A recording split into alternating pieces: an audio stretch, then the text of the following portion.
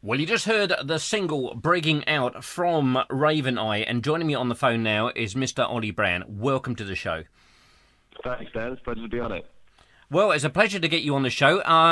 Surprisingly, I was expecting originally maybe to get you at some time on the show, obviously to talk about the blues side of things, but have you on the show to talk about RavenEye, which is absolutely fantastic stuff, is a real privilege.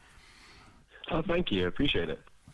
So, what got you to, as I have put on the interweb, taking you over to the dark side? Just after writing a lot, I started writing a lot of heavier music, and it started gravitating towards this different sound, and I really wanted to create something of an identity, of a brand where I'm with a band of brothers.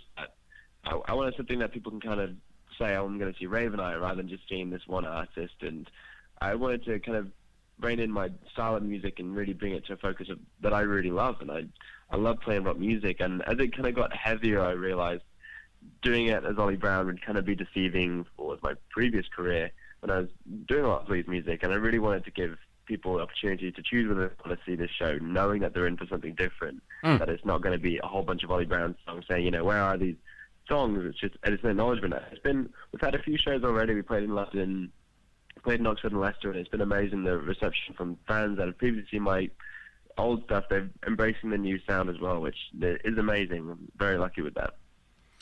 Is there going to be a tendency that maybe, say, some of the blues purists are going to have their nose put out somewhat, because obviously they know you as a blues guitarist, as I do, and having seen you on several occasions, the fact that, hang on, he's now doing that rock music, that awful stuff.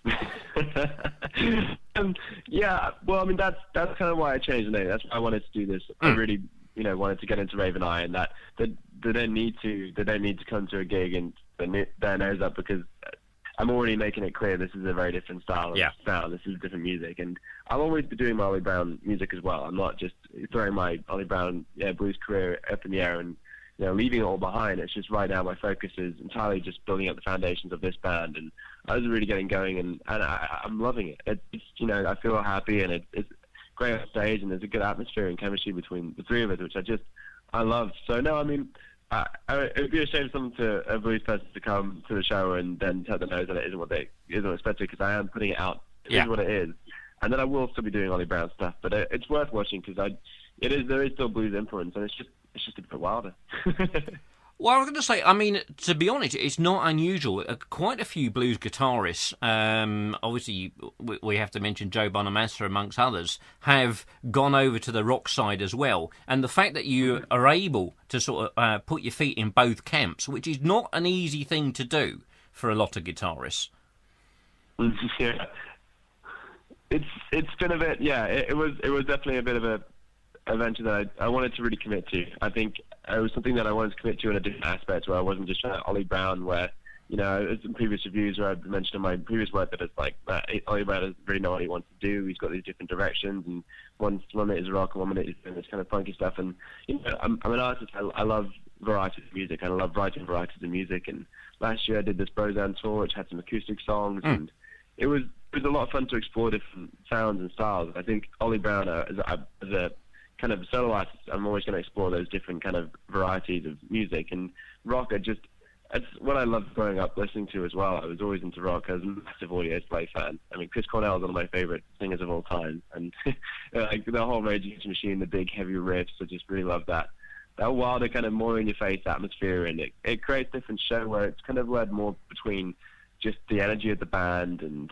the heavy riffs, loud kind of raucous noises, and that it isn't really solo led. I mean, there are some solo parts, but I really want it to be led musically and as an atmosphere between the audience and us, that we create this whole different energy, and it is being respected in that way. There is a whole different thing that's going on stage and between us and the audience that we just really love.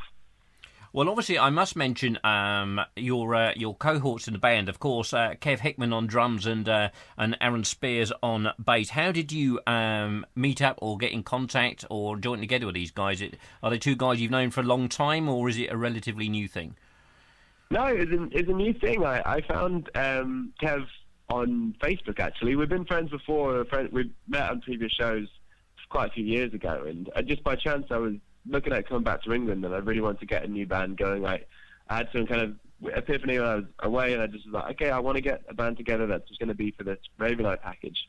And I just popped up on Facebook, and one of Kev's YouTube videos popped up just of him playing along to a backing track, and he ripped it up, and I saw it. And as soon as the thing finished, I emailed him, and we got in touch, and he said he got back straight away saying he'd be really excited to get into this. And then for the rest of the night, I was celebrating up in Toronto, just had all his videos playing in the background while we just, I was relieved. I was really in a kind of a point where I needed to change everything, and then he was the saving grace. And he actually mentioned Aaron about playing bass to be kind of part of the band. And before we really spoke about that, I was hanging out with Aaron as a friend, just hanging out and I had a lot of good times with Aaron just personally. And I think it's always that weird thing when you become really personally close to a person, and then it's really weird to explain it, but then you make music with them. It's really that there's a nerve-wracking point before you play music with them that I really like this guy, but my feelings will be different when you play together, because there's a different chemistry. It's like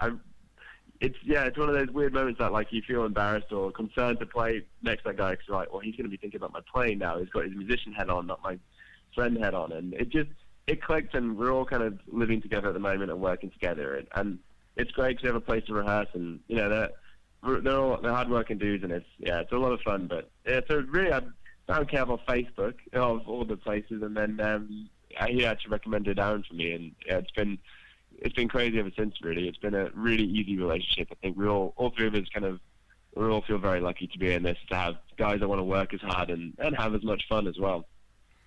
Well, obviously, putting aside, obviously, your previous history for 1 second, I mean, I'm just pleased to see that there's another new rock act out there. I mean, there are some, thankfully, some great young bands coming through, and it's not something that's dying off, far from it. It's just there is a very strong vibe at the moment. How we can get it even stronger, I don't really know. It'll be great if we can, but obviously, new venues are popping up. Obviously, there's I mean, how many different festivals there are at the moment, but the fact that people are finding the money to go to these things is encouraging.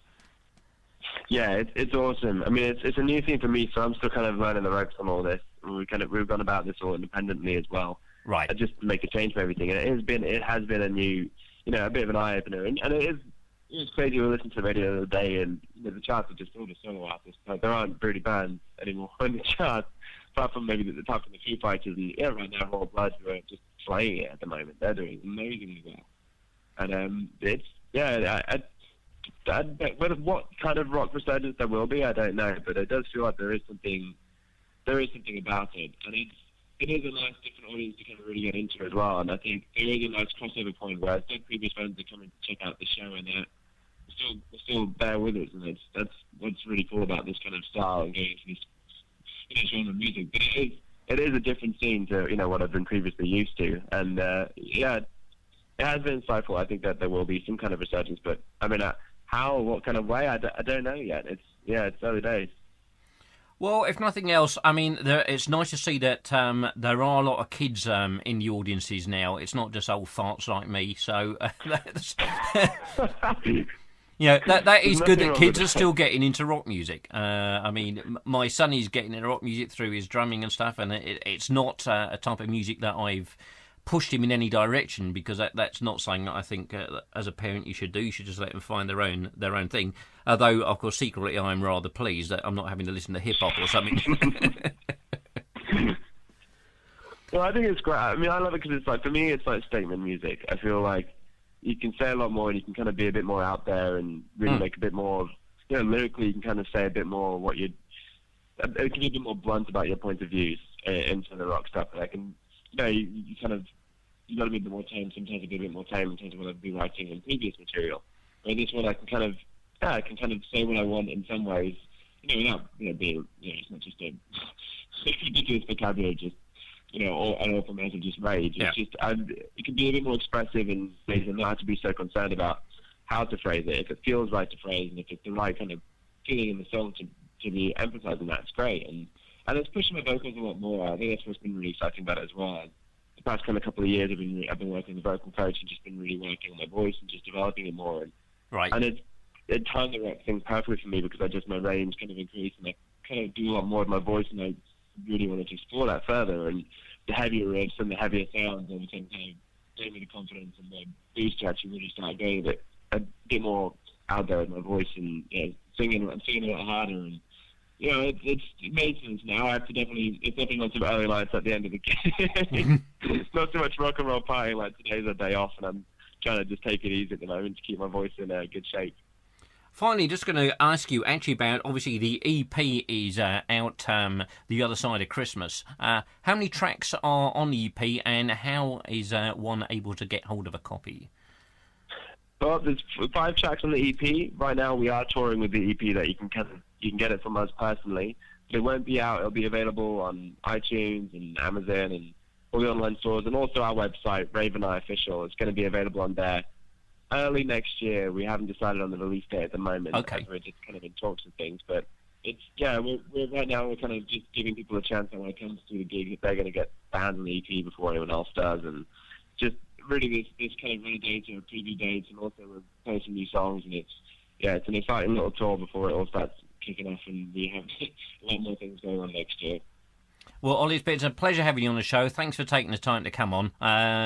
From what I've heard already, I'm really liking it. I'm looking forward to hearing an awful lot more of you guys, and I wish you all the success. Thanks for doing this, Dan. It's a real pleasure, mate. Thank you. Thanks very much indeed.